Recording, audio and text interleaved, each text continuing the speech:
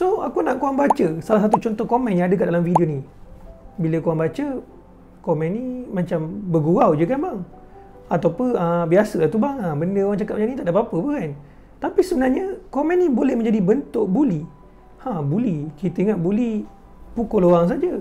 Tapi tidak, ini adalah bully cyber. Bully cyber ni apa? Sebelum ni kalau kita dengar bully, kita pukul orang ataupun kita sakitkanlah orang tu kan. Tapi bully cyber ni lain. Dia sakit bukannya daripada luar, tapi daripada dalam. Dia menyakiti individu tu daripada dalam dan bukan daripada luar. Maknanya dia bukannya mengeluarkan daripada mulut, tapi daripada perkataan yang ditulis dekat phone dia orang. Tak kisahlah apa benda yang korang tulis dekat media sosial ke, ataupun WhatsApp ataupun sebagainya.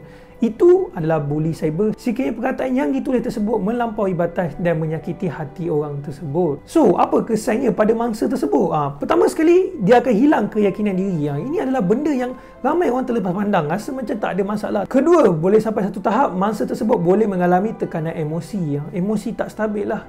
Dah kena bully cyber, macam-macam orang kata-kata bukan-bukan dekat dia, dekat dalam media sosial ataupun grup dan sebagainya. And yang paling teruk, tahap ketiga, boleh sampai tahap kemurungan bagi mangsa yang selalu terkena cyberbully ni.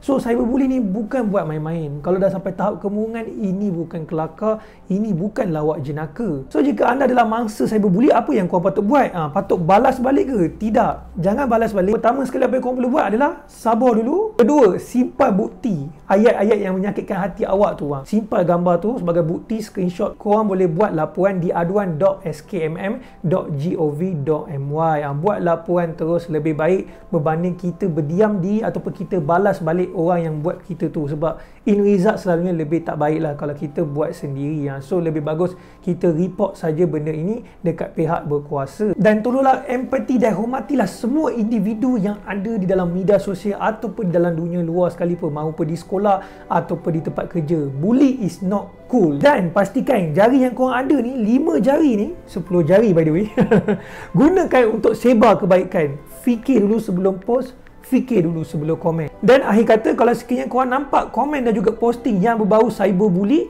korang boleh laporkan di website aduan.skmm.gov.my. #jangan bully cyber. Okay?